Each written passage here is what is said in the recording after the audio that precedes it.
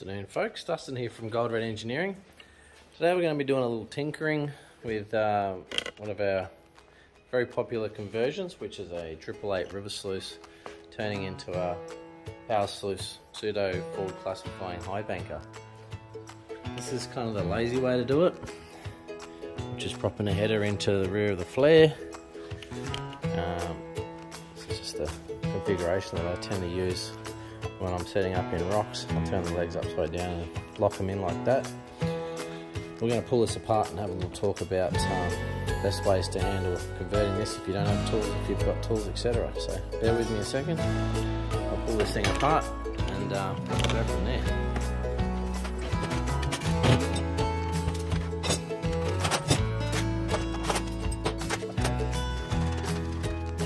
Obviously the easiest, quickest way to do this is simply drop a flare in, drill two 8mm holes and fit like that.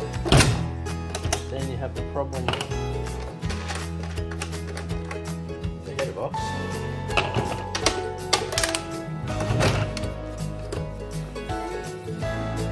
These are made for our modular series, so this section here forms the clamping system.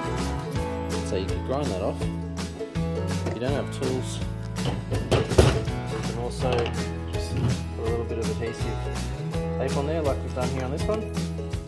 This one was knocked up last minute on a Friday.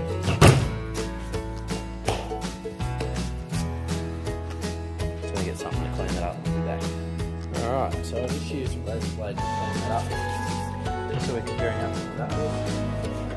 Now, this header box has the header flare kit on it. Ordinarily you would have supplied as a rear baffle.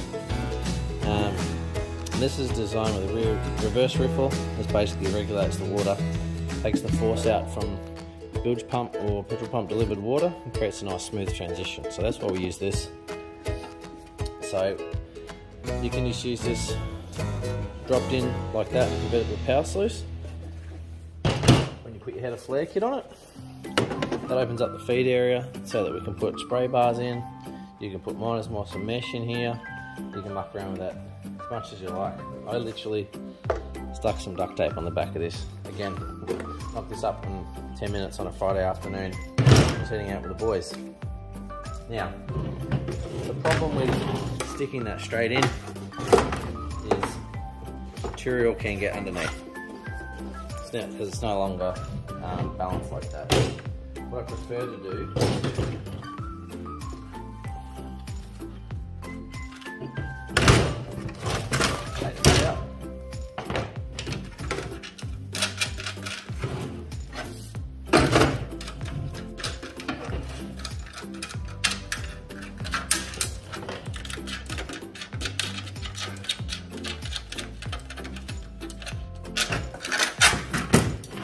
out. Put that mat around. Move the clamping system.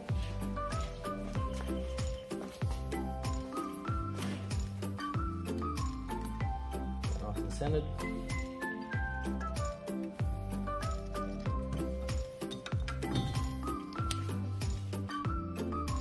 Now if you need one drill bit, work with aluminium or whatnot, I'd recommend using a stepping bit. This is great for drilling through aluminium.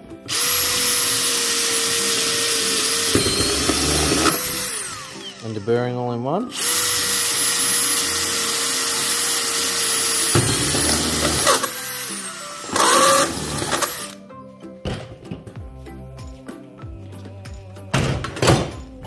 Flip that over.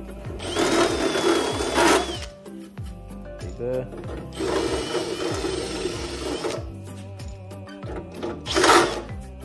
Or you can use a deburring tool. You've got one handy, but for the purposes of this, not really necessary.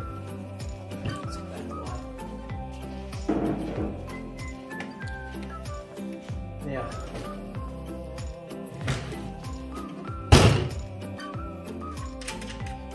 because I had this set up in the opposite configuration, very quickly remove these.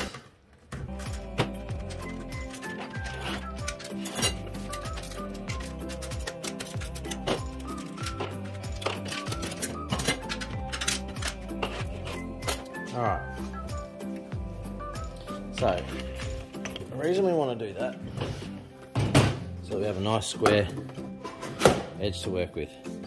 So now we have much better purchase. We can decide if we want a larger feed area in here or not. The best thing to do is to drop a mat in there, decide if we want to bring it all the way back here, have a larger feed area, which we can do, or in the case like how I like, I let it bring it pretty damn close up to the plant. You can butt it right up against there if you want. Keeps the unit nice and short. Now we contemplated making some of these without this. Seems like a pretty practical solution, but I had a look around, try to find a product which we could actually use to eliminate that rail system, and found a supplier with some adhesive rubber backed support material. So what we're going to do, we're going to place that in the middle there. Just clean that up a little bit.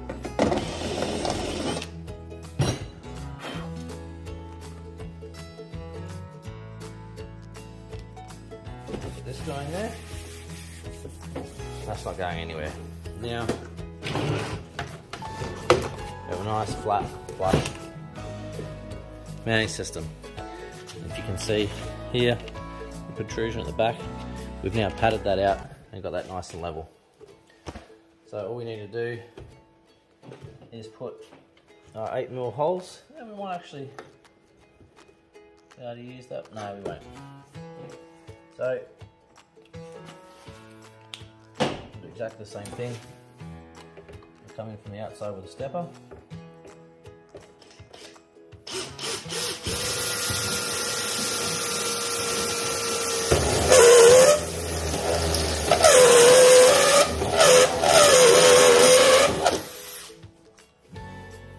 Both sides.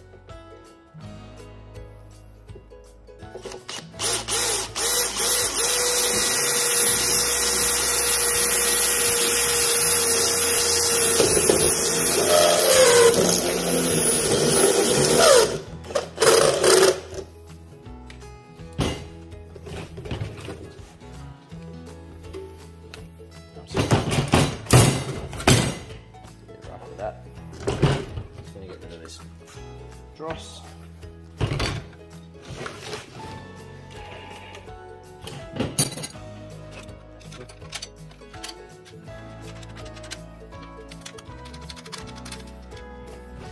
That's a little bit hard to run. You don't do that. Grab a tool. Okay, this is a deburring tool. Set a little sharp edge. If you buy these in a steel section or in a tool shop at the hardware, they can cost you up to $25–30 bucks.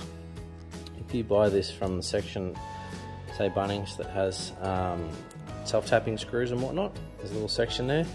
You can get these single pens with just one tool on it for generally about 10 bucks. So pretty cool little tool to have. I'll try and show you what it does.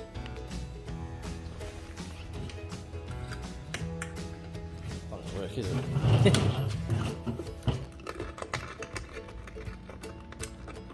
Just knocks any sharp edges off there for you.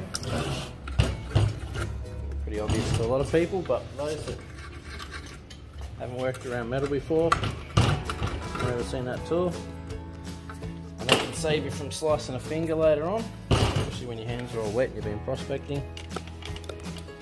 Alright. Fantastic camera work here. So now we have our flat edge, and we'll put these little pads on the website in different widths so that people can do this. I think this is the easiest path forward rather than having to grind that off. Not a lot of people that have an angle grinder on a flat disc. So what we do, whatever side we're slotted on, we use the nylon washer to spread the load over that gap.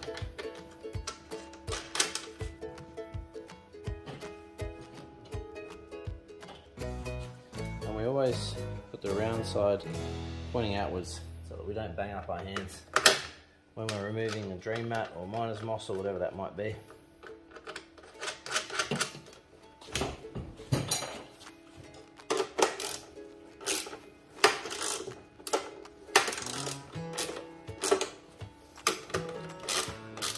That's nice and tight. Alright. Now, to make this nice and rigid, we're going to follow that second hole in on the outside.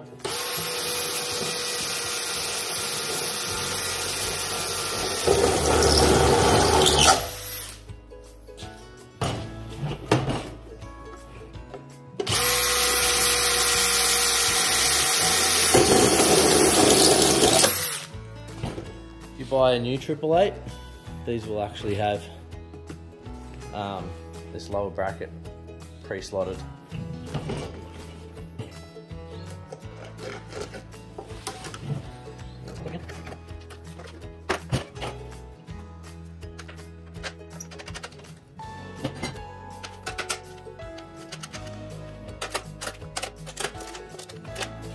Now we have a nice rigid header box unit. The best thing you can use this header box is the classification tray.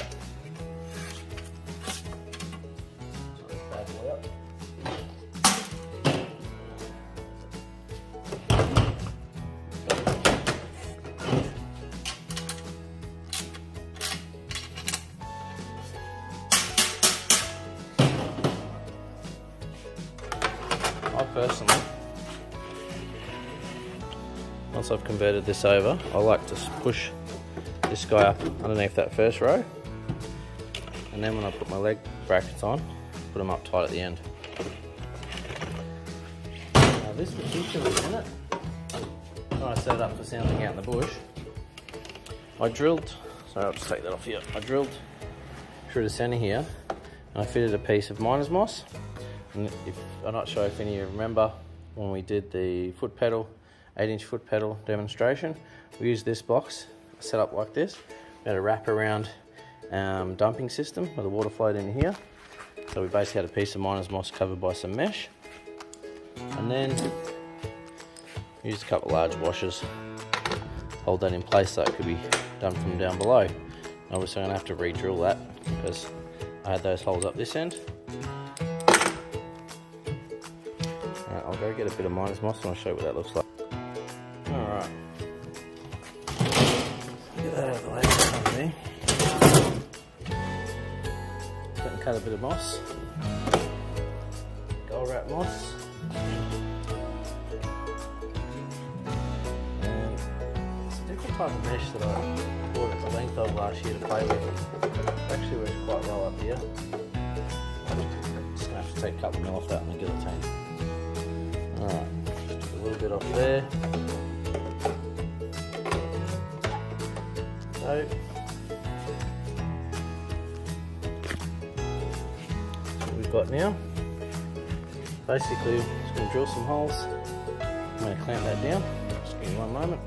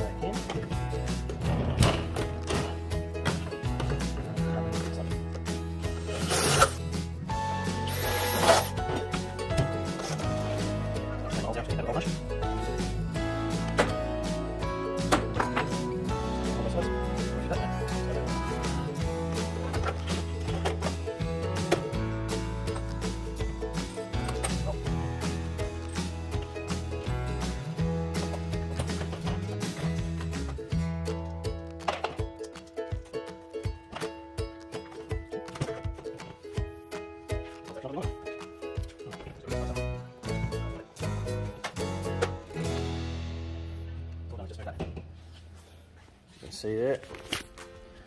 I'll just move placement of that so that it sits right on the wedge there and keeps that pressure down.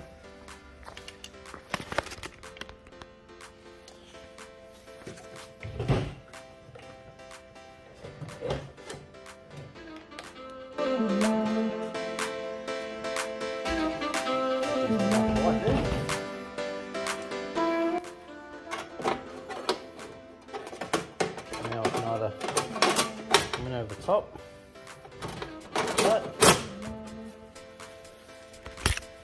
jamming up here and create a little boiler box. I can wash and scrub material. Still have plenty of room to put my other brackets on the front here. I have my rear leg brackets there. Might as well put those on for you.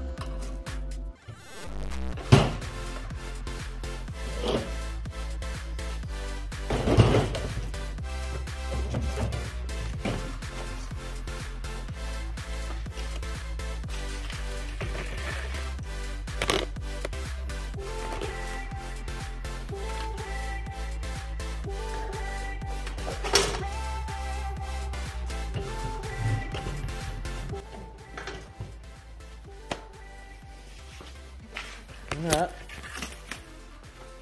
It's now a little 888 forward classifying Highbanker. Yeah, you certainly could still run your plumbing through the back here and run it as a flood system. Or you could run the cross spray bars, which is the same as all our Pioneer Series Highbankers. Just run in here 1 second.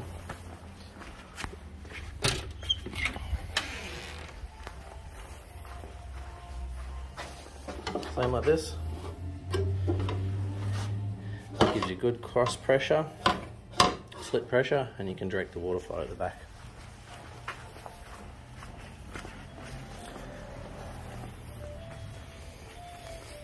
Okay.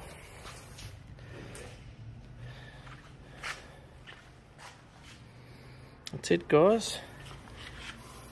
This will prevent any material coming through. On a nice and flat box, super rigid, and have yourself a very short Highbanker.